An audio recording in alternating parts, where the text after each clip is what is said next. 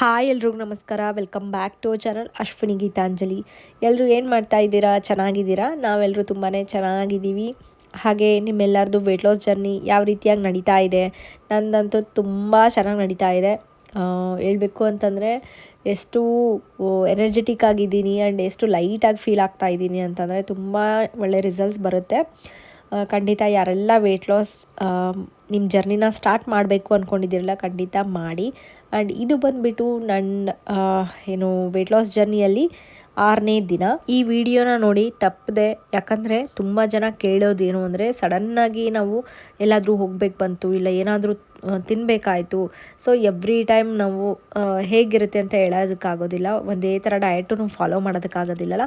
ಅಂಥ ಟೈಮಲ್ಲಿ ಏನು ಮಾಡಬೇಕು ಅಂತ ಕೇಳ್ತಿರ್ತಿರಲ್ಲ. ಸೊ ಈ ನನ್ನ ಡೇ ಒಳಗೆ 6ನೇ ದಿನದಲ್ಲೂ ಹಂಗೆ ಸಡನ್ನಾಗಿ ನಾವು ಊರಿಗೆ ಹೋಗ್ಬೇಕಾಯ್ತು. ಸೊ ಆ ಟೈಮಲ್ಲಿ ನಾನು ಯಾವ ರೀತಿಯಾಗಿ ಮ್ಯಾನೇಜ್ ಮಾಡಿಕೊಂಡೆ ಈ 6ನೇ ದಿನ ನನ್ನ ವೆಯ್ಟ್ ಲಾಸ್ ಜರ್ನಿಯಲ್ಲಿ ಅಂತ ಕ್ಲಿಯರಾಗಿ ತಿಳಿಸಿದ್ದೀನಿ ನೋಡಿ. ಸೊ ಮಿಸ್ ಮಾಡಿದೆ ನೋಡಿ. ಫಸ್ಟ್ ಬಂದುಬಿಟ್ಟು ಮಾರ್ನಿಂಗ್ ನಾನು ಒಂದು ವೆಯ್ಟ್ ಲಾಸ್ ಡ್ರಿಂಕ್ನ ತೊಗೊಂಡಿದ್ದೀನಿ. ಆ್ಯಂಡ್ ಇದೇ ವೆಯ್ಟ್ ಲಾಸ್ ಡ್ರಿಂಕ್ನ ನೀವು ತೊಗೋಬೇಕಂತ ಏನೂ ಇಲ್ಲ. ನಿಮಗೆ ಯಾವ್ದು ಇಷ್ಟ ಆಗುತ್ತೋ ಆ ವೆಯ್ಟ್ ಲಾಸ್ ಡ್ರಿಂಕ್ನ ತೊಗೋಬೋದು, ಅಥವಾ ಡಿಟಾಕ್ಸ್ ಜ್ಯೂಸ್ ಆದರೂ ತೊಗೋಬೋದು.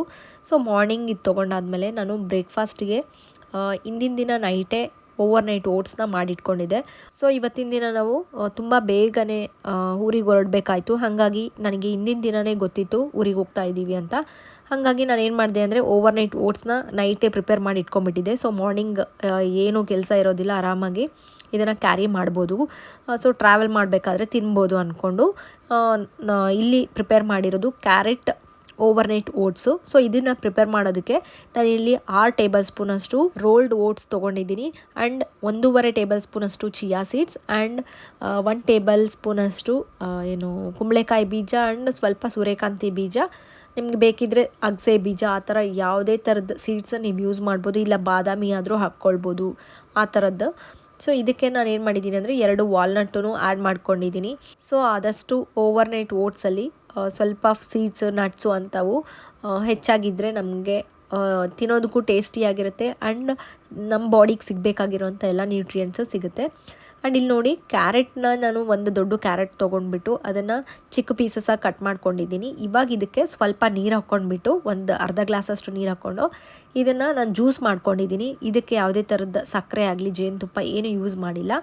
ಆ ಒಂದು ಗ್ಲಾಸಷ್ಟು ನಾನು ಕ್ಯಾರೆಟ್ ಜ್ಯೂಸನ್ನ ಇದಕ್ಕೆ ಹಾಕ್ಕೊಳ್ತೀನಿ. ನಾನು ಮತ್ತೆ ಏನು ಸ್ಟ್ರೈನ್ ಕೂಡ ಮಾಡಿಲ್ಲ, ಅದೇ ಥರ ಪಲ್ಪ್ ಇರೋದನ್ನೇ ನಾನು ಇದರಲ್ಲಿ ಮಿಕ್ಸ್ ಮಾಡ್ಕೊಳ್ತಾ ಇದ್ದೀನಿ. 1 ಗ್ಲಾಸಷ್ಟು ಕ್ಯಾರೆಟ್ ಜ್ಯೂಸ್ ಹಾಕ್ಬಿಟ್ಟು ಇದಕ್ಕೆ 1 ಟೇಬಲ್ ಸ್ಪೂನಷ್ಟು ಜೇನುತುಪ್ಪನ ಮಿಕ್ಸ್ ಮಾಡ್ಕೊಂಡಿದ್ದೀನಿ.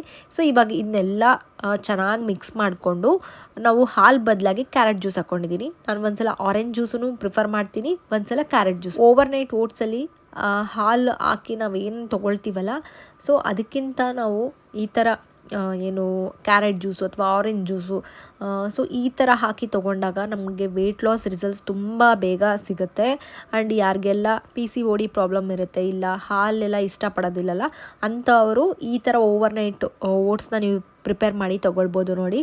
ಸೊ ನಾನು ನೈಟೆಲ್ಲ ಇದನ್ನು ಚೆನ್ನಾಗಿ ಮಿಕ್ಸ್ ಮಾಡಿಬಿಟ್ಟು ಫ್ರಿಜ್ಜಲ್ಲಿ ಇಟ್ಟಿದ್ದೆ. ನಾನು ನಿಮ್ಮೆಲ್ಲರಿಗೂ ತಿಳಿಸಿದ್ದೀನಿ, ನನಗೆ ಒಂದು 6 ವರ್ಷದ ಮಗಳು ಆ್ಯಂಡ್ 10 ತಿಂಗಳ ಮಗ ಇದ್ದಾನೆ. ಸೊ ನಾನು ಬ್ರೆಸ್ಟ್ ಫೀಡ್ ಮಾಡ್ತಾ ಇದ್ದೀನಿ ಮಗುಗೆ. ಆ್ಯಂಡ್ ಮಗುಗೆ ಆಲ್ರೆಡಿ ಸಾಲಿಡ್ಸ್ನೆಲ್ಲ ನಾನು 6 ಮಂತ್ಸ್ ಆದಾಗಿಂದ ಕೊಡೋದಕ್ಕೆ ಸ್ಟಾರ್ಟ್ ಮಾಡಿದ್ದೀನಿ. ಹಾಗಾಗಿನೇ ನಾನು ಡಯಟ್ನ ಸ್ಟಾರ್ಟ್ ಮಾಡಿರೋದು. ಸೊ ಇದರಲ್ಲೂ ಅಷ್ಟೇ, ನಮಗೆ ಬ್ರೆಸ್ಟ್ ಮಿಲ್ಕ್ ಕಡಿಮೆ ಆಗೋ ಥರ ಯಾವುದೇ ಫುಡ್ ಇಲ್ಲ. ಆ ಥರದನ್ನ ಚೂಸ್ ಮಾಡಿಕೊಂಡೆ ನಮಗೆ ಹೆಲ್ತ್ ವೈಸು ಚೆನ್ನಾಗಿರಬೇಕು, ವೆಯ್ಟ್ ಲಾಸು ಆಗಬೇಕು ಅನ್ನೋ ಫುಡ್ಸೇ ನಾನು ಪ್ರಿಫರ್ ಮಾಡಿ ಇಲ್ಲಿ ನಾನು ನಿಮಗೆ ಶೇರ್ ಮಾಡೋದು. ನನ್ನ ವೆಯ್ಟ್ ಲಾಸ್ ಜರ್ನಿನೂ ಸ್ಟಾರ್ಟ್ ಮಾಡಿರೋದು. ಸೊ ಮಗುಗೆ ಸಾಲಿಡ್ ಫುಡ್ಸ್ನ ಕೊಡ್ತಿದ್ದೀರಾ ಅಂದಮೇಲೆ ನೀವು ಈ ಡಯಟ್ನ ಫಾಲೋ ಮಾಡ್ಬೋದು. ತುಂಬ ಜನ ಇದೇ ಕ್ವಶನ್ ಕೇಳ್ತಾ ಇದ್ದೀರಾ. ಸೊ ಹಾಗಾಗಿನೇ ಮತ್ತೆ ರಿಪೀಟ್ ನಾನು ವಿಡಿಯೋಲಿ ಶೇರ್ ಮಾಡಿದ್ದೀನಿ ನೋಡಿ. ಆ್ಯಂಡ್ ಹೇಳಿದ್ನಲ್ಲ, ಟ್ರಾವೆಲ್ ಮಾಡಬೇಕಾಯ್ತು. ಸೊ ಸಡನ್ನಾಗಿ ಊರಿಗೆ ಹೋದ್ವಿ. ನನಗೂ ಅಷ್ಟು ಬೆಳಗ್ಗೆನೇ ತಿನ್ನೋದಕ್ಕೂ ಟೈಮೂ ಇರಲಿಲ್ಲ. And detox drink weight loss drink ತೊಗೊಂಡಿದ್ನಲ್ಲ, ಸೊ ಸ್ವಲ್ಪ ಅದಕ್ಕೂ ಟೈಮ್ ಬೇಕಾಗಿತ್ತು.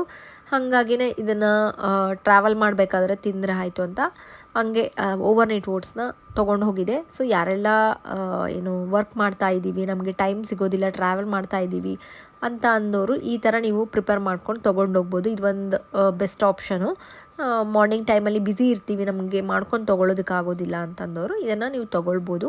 ಸೊ ನೆಕ್ಸ್ಟ್ ಬಂದುಬಿಟ್ಟು ಲಂಚ್ಗೆ. ಸೊ ಏನು ಮಾಡಿದೆ ಅಂತಂದರೆ ಲಂಚ್ ಮಾಡಿದ್ದು ಆಲ್ಮೋಸ್ಟ್ ಒಂದು 4 o'clock ಆಗಿತ್ತು. ಆವಾಗ ನನಗೆ ಹೊರಗಡೆ ತಿಂದ್ವಿ. ಸೊ ಬೇರೆ ಆಪ್ಷನ್ ಏನೂ ಇರಲಿಲ್ಲ. ಈ ಥರ ನಾನು ಹೋಟೆಲಲ್ಲಿ ಫ್ರೂಟ್ಸ್ ಎಲ್ಲ ಹಾಕಿರೋಂಥ ಕರ್ಡ್ ರೈಸ್ ಬರುತ್ತಲ್ಲ ಅದನ್ನು ತೊಗೊಂಡಿದ್ದೆ ಒಂದು ಬೌಲಷ್ಟು. ಸೊ ಹಾಗಾಗಿ ಏನಾಯಿತು ಅಂತಂದರೆ ಮನೆಗೆ ಬಂದಮೇಲೆ ನೈಟ್ ಡಿನ್ನರ್ನ ಬ್ಯಾಲೆನ್ಸ್ ಮಾಡ್ಕೊಂಬಿಡೋಣ ಅಂತ ಈವನ್ ಮಧ್ಯಾಹ್ನವೂ ಅಷ್ಟೇ ಸ್ವಲ್ಪ ಹೆವಿನೇ ತಿಂದಿದ್ದೆ. ತುಂಬಾ ಹೊಟ್ಟೆ ಹಶ್ವಾಗಿತ್ತು. ಸೊ ಅದನ್ನು ನಾವು ಈ ಥರ ಒಂದು ಮೀಲ್ನ ನಾವೇನಾದರೂ ಹೆವಿ ತೊಗೊಂಡಾಗ ನೆಕ್ಸ್ಟ್ ಮೀಲ್ನ ಅದನ್ನು ಬ್ಯಾಲೆನ್ಸ್ ಮಾಡ್ಬೋದು. ಹಂಗಾಗಿಯೇ ನಾನು ಏನು ಮಾಡ್ತಾಯಿದ್ದೀನಿ ಅಂದರೆ ಫಸ್ಟು ಮನೆಗೆ ಬಂದಾದಮೇಲೆ ಒಂದು ಡಿಟಾಕ್ಸ್ ಡ್ರಿಂಕ್ನ ತೊಗೊಳ್ಳೋಣ ಅಂತ ಅಂದ್ಬಿಟ್ಟು ಒಂದು ಡಿಟಾಕ್ಸ್ ಡ್ರಿಂಕ್ನ ಪ್ರಿಪೇರ್ ಮಾಡ್ತಾಯಿದ್ದೀನಿ. ಇದು ಎಲ್ಲ ಡಿಟಾಕ್ಸ್ ಡ್ರಿಂಕ್ಗಿಂತೂ ಮೇನಾಗಿ ನಾವು ಚೀಟ್ ಮೀಲ್ ಅಥವಾ ಚೀಟ್ ಡೇ ಏನು ಮಾಡಿರ್ತೀವಲ್ಲ, ಸೊ ಅದರದ್ದು ನೆಕ್ಸ್ಟ್ ಡೇ ಅಥವಾ ಅದಾದಮೇಲೆ ಈ ಡ್ರಿಂಕ್ನ ತೊಗೊಂಡ್ರೆ ನಮಗೆ ನಾವು ತೊಗೊಂಡಿರೋ ಅಂಥ ಏನು ಜಂಕ್ ಆಗಿರ್ಬೋದು ಅಥವಾ ಸೊ ಆ ಥರದ್ದು ಏನಾದರೂ ಫುಡ್ ತೊಗೊಂಡಿರ್ತೀವಲ್ಲ ಔಟ್ಸೈಡ್ ಫುಡ್ಡು, ಸೊ ಮೇಯ್ನಾಗಿ ಇಮಿಡಿಯೇಟಾಗಿ ನಮಗೆ ಅದರಿಂದ ವೆಯ್ಟ್ ಗೇನ್ ಆಗದೆ ಆ್ಯಂಡ್ ಟಾಕ್ಸಿನ್ಸ್ ಎಲ್ಲ ಹೊರಗಡೆ ಹಾಕೋದಕ್ಕೆ ತುಂಬ ಹೆಲ್ಪ್ ಮಾಡುವಂಥ ಈ ಡಿಟಾಕ್ಸ್ ಡ್ರಿಂಕ್, ಫ್ಲಶ್ ಡ್ರಿಂಕ್ ಅಂತ ಹೇಳ್ಬೋದು. ಸೊ ಅದನ್ನು ಯಾವ ರೀತಿಯಾಗಿ ಪ್ರಿಪೇರ್ ಮಾಡಬೇಕು ಅಂತಂದರೆ ಒಂದು ದೊಡ್ಡ ಗ್ಲಾಸಷ್ಟು ನೀರನ್ನ ತೊಗೊಂಡಿದ್ದೀನಿ ನೋಡಿ. ಸೊ ಇವಾಗ ಇದಕ್ಕೆ ನಾನು 2 ಸ್ಟಾರ್ ಏನಂತ ಹೇಳ್ತೀವಿ, ಸ್ಟಾರ್ ಫ್ಲವರ್ ಅಂತ ಹೇಳ್ತೀವಲ್ಲ, ನಕ್ಷತ್ರದ ಹೂವು ಅಂತ ಹೇಳ್ತಾರೆ, ಮಸಾಲೆ ಒಳಗೆ ಸಿಕ್ಕಿರುತ್ತೆ ನೋಡಿ, ಈ ಥರದನ್ನ 2 ತೊಗೊಂಡಿದ್ದೀನಿ. ಇದು ತುಂಬಾ ಆ್ಯಂಟಿ ಆಕ್ಸಿಡೆಂಟ್ಸ್ ಇರುತ್ತೆ ಆ್ಯಂಡ್ ಪವರ್ಫುಲ್ಲಾಗಿ ನಮ್ಮ ಬಾಡಿನ ಕ್ಲೆನ್ಸ್ ಮಾಡುತ್ತೆ, ಡಿಟಾಕ್ಸಿಫೈ ಮಾಡುತ್ತೆ. ಹಾಗಾಗಿನೇ ಅವೆರಡು ತೊಗೊಂಡಿದ್ದೀನಿ. ಆ್ಯಂಡ್ 2 ಏಲಕ್ಕಿ ತೊಗೊಂಡಿದ್ದೀನಿ. ಇದೂ ಅಷ್ಟೇ ನಮ್ಮ ಬಾಡಿಯಲ್ಲಿರುವಂಥ ವಿಷಪೂರಿತ ಅಂಶಗಳನ್ನ ಹೊರಗಡೆ ಹಾಕೋದಕ್ಕೆ ತುಂಬ ಹೆಲ್ಪ್ ಮಾಡುತ್ತೆ ಆ್ಯಂಡ್ ನಮ್ಮ ಬಾಡಿನ ಸ್ವಲ್ಪ ಕಾಮ್ ಆಗಿರೋದಕ್ಕೆ. ಆ್ಯಂಡ್ ಈ ಥರ ಔಟ್ಸೈಡ್ ಫುಡ್ ಎಲ್ಲ ತಿಂದಿರ್ತೀವಿ, ಇಂಬ್ಯಾಲೆನ್ಸ್ ಆಗಿರುತ್ತೆ ಬಾಡಿಯಲ್ಲಿ, ಸೊ ಅದನ್ನೆಲ್ಲ ಕಾಮ್ ಮಾಡೋದಕ್ಕೆ ಏಲಕ್ಕಿನ ಹಾಕ್ಕೊಂಡಿದ್ದೀನಿ. ಆ್ಯಂಡ್ ಚಕ್ಕೆ ನಮ್ಮ ಏನು ಫ್ಯಾಟ್ ಬರ್ನಿಂಗಿಗೆ ಹೆಲ್ಪ್ ಆಗುತ್ತೆ ಆ್ಯಂಡ್ ಡೈಜೆಷನ್ನ ಇಂಪ್ರೂವ್ ಮಾಡುತ್ತೆ. ಸೊ ಇವೆಲ್ಲನೂ ಹಾಕಿಬಿಟ್ಟು ಇದಕ್ಕೆ ಬೇಕಿದ್ದರೆ ಸ್ವಲ್ಪ ಜೀರಿಗೆನೂ ಆ್ಯಡ್ ಮಾಡ್ಕೋಬೋದು. ನಾನು ಸ್ವಲ್ಪ ಜೀರಿಗೆನೂ ಆ್ಯಡ್ ಮಾಡ್ಕೊಂಡಿದ್ದೀನಿ.